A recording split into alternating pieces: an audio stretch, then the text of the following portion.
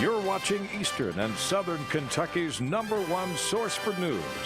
WYMT Mountain News at 6 starts now. Good evening and Merry Christmas. I'm Tanner Hesterberg. While many people spent time with their families today, some were unable to because of their criminal history. WYMT's Mitchell Grong talked to a few men for whom Christmas with their families at most was a phone call. Still some spots of snow here in the mountains, but the frigid temperatures may have distracted you from noticing. Are the chilly temps going to stick around for the rest of the week? Meteorologist Brandon Orr joins us now with a first look at the forecast. Brandon. Fighting for coal. Good afternoon. I'm Steve Hensley. And I'm Neil Middleton. First at 4, thousands of coal miners and coal supporters descended on our nation's capital today to rally against new regulations from the Environmental Protection Agency. Supporters of the coal industry were joined by several politicians on the steps of the U.S. Capitol.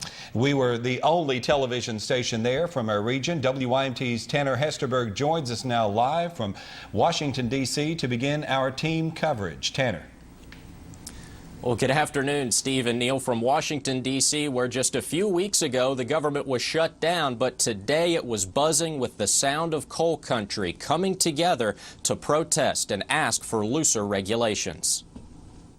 Thousands of people from across the country flocked to the front of the Capitol rally for American energy jobs. We came up today to try to draw some attention to what's happening to the coal fields, the massive loss of jobs, the destruction of our entire economy. Leaders of the rally say regulations from the Environmental Protection Agency are causing economic destruction in coal-producing states. Unelected, unaccountable Washington bureaucrats have decreed that this way of life, the symbol of Appalachia, must now come to an end. Supporters of the regulations argue they are necessary to ensure clean air and water. The fight has just begun. We're not giving up. We're going to push back against these people in every single way we can. We're going to stop this war on coal. Now, most speakers today at the rally had a common thread, Steve and Neil, and that is that most of them said they're not necessarily against all rules and regulations from the Environmental Protection Agency, but what they're asking for is for EPA officials to come to coal country, to come to West Virginia, to come to Eastern Kentucky, to come to Pennsylvania and other coal-producing states and sit down and have a conversation, and hopefully, they say, hopefully both sides can find some common ground. And you alluded to it earlier. There was also a subcommittee, a House subcommittee hearing today on this issue. WYMT's Matthew Rand was at that meeting, and he has this report. And you'll hear more from Bell County Judge Executive Albie Brock, as well as some local coal miners. A lot of people from Eastern Kentucky made this trip, Steve and Neil. We talked to coal miners from Harlan County, from Perry County, a couple from Pike County. You'll hear from them coming up a little later on at 6 and 11. Back to you. Okay, thank you, Tanner. Coal country goes to Washington, D.C. Good evening, everyone. I'm Steve Hensley. And I'm Morgan Lentis. Thousands of people affected by the downturn in the coal industry rally today outside our nation's capital. We were the only television station there from our region. WYMT's Tanner Hesterberg joins us now live from CBS News headquarters in Washington to begin our team coverage at 6. Tanner? Well, good evening from just outside the Capitol building, where today thousands of coal miners and coal supporters came together to protest new regulations from the Environmental Protection Agency. The Rally for American... Well, that's right, Matt. Eastern Kentucky was well represented at the coal rally, but the rally also drew people from states like Wyoming and even Colorado. Organizers called it warming. Now, organizers of the rally chose to have it Tuesday because it coincided with a government meeting, Matthew, on the topic of Environmental Protection Agency regulations. WYMT Mountain News Night Watch starts now. Investigators will return to the Harlan County mine where a deadly accident happened today. Good evening, I'm Tanner Hesterberg. It happened on Turner Branch Hill just north of Paintsville. Johnson County deputies tell us one car pulled out in front of another one. It closed the road for a small amount of time. 2 women were flown out and 1 man was taken to Paul B. Hall Medical Center in Paintsville. No word on conditions or extent of injuries. The investigation is still ongoing, but deputies say they do not expect any criminal charges. charges. Meanwhile, in Harlan County, one person is still in the hospital after a car accident last night. The crash happened at the intersection of Highway 421 and Kentucky 3001. That's near the Kaywood community of Harlan County. Kentucky State Police say Ryan Long pulled into the path of another vehicle driven by Howard Smith. Long and his passenger were flown to Holston Valley Medical Center in Kingsport, Tennessee. Police say none of the victims were wearing seat belts. Long is listed in critical condition, and his passenger was released from the hospital. Smith was not. The trial for the man accused of shooting and killing 13 people and injuring 31 others started today in Texas. Police say Major Nadal Hassan opened fire on fellow soldiers at Fort Hood in 2009. Representing himself, Hassan made his opening statements today, saying evidence in the case will show that he is the shooter. If convicted, prosecutors say he could face the death penalty. Coming up on Mountain News Night Watch, officials in Pulaski County are investigating after a woman was injured by what they call a booby trap.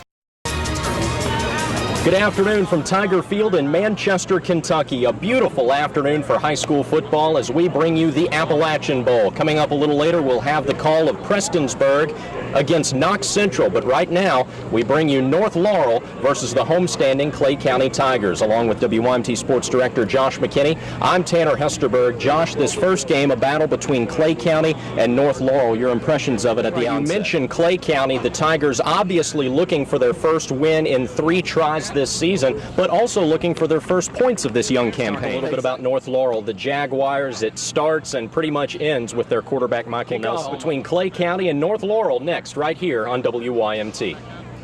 Welcome to the Saturday night edition of the Appalachian Wireless Sports Overtime. I'm Tanner Hesterberg. Josh McKinney is in Rome, Georgia, covering the University of the Cumberland's football team, which played this afternoon against Grandview, Iowa in the NAIA National Championship game. We'll have complete coverage of that game a little bit later, but first we turn our attention to University of Kentucky basketball. The number 19 Wildcats playing their final tune-up before next Saturday's showdown with in-state rival Louisville. The Cats in action this afternoon at Rupp Arena against the Belmont Bruins. Let's head out to Rupp in tonight's Cats Corner, sponsored by Vanover, Hall, and Bartley. And we go to Rupp Arena, number 19 Kentucky hosting Belmont out of the Ohio Valley Conference. First possession for Belmont. This is Drew Windler with the deep 3. Bruins up 3-0. Next trip up the floor, Windler. He does it again. Belmont by 4. But the Cats go to their bread and butter. This is Julius Randle, the strong up and under move for the layup. Big Blue within 2. A couple minutes later, Willie Cauley-Stein, the nice drive, hits the 10-foot jumper, ties the game at 6. Later in the first, Aaron Harrison to James Young at the elbow, knocks down the J. Cats down 2, but they forget about Drew Windler at the other end. Splash, Belmont up 3. Next possession, Windler again. Belmont up 6. Coach Cal takes a timeout. Kentucky down 11 now. Dominique Hawkins, the baseline drive, feeds Randall for the dunk plus the foul. Kentucky trailed by 2 at halftime. We go to the second half. Cats get it going. Andrew Harrison, the pull-up jumper from 15. Friendly bounce, UK up 5. Then they go back to Randall. Julius, the tough floater in the paint. Big Blue still up 5. But the Bruins hanging around. Greg Bradshaw drives all the way in for the layup. One down and 1 to go. Good afternoon. I'm Tanner Hesterberg. First at 4, Taylor Brewer is back in custody. He, along with Adam Warner, escaped while on work release in Leslie County on Monday. WYMT's Morgan Linus talked to the Knott County Sheriff, who helped put Brewer back behind bars. Now, Richardson says he received a similar tip about Warner's location, possibly here in Perry County. He gave that tip to state police. No word yet on if Warner has been found. 29 people are behind bars after a drug roundup in Harlan County. WYMT's Laura Baronic rode along with officers this morning and has more about what law enforcement is doing to fight what they call a growing drug problem. Operation Unite offers drug education in schools as well as in the community. Weather-wise, today has been pretty nice across the mountains. WYMT's Brandon Robinson drew the tough assignment of going to the Apple Festival in downtown Paintsville today, and he joins us live from there with our first look at the forecast. Brandon. Tanner, now I'm just going to sit here and relax. Tanner. Taking sitting down on the job to a new level. Brandon Robinson in Johnson County. Thank you. And as Brandon mentioned, as the northern Gulf Coast prepares for Tropical Storm Karen, concern is growing about how the Federal Emergency Management Agency will be able to respond.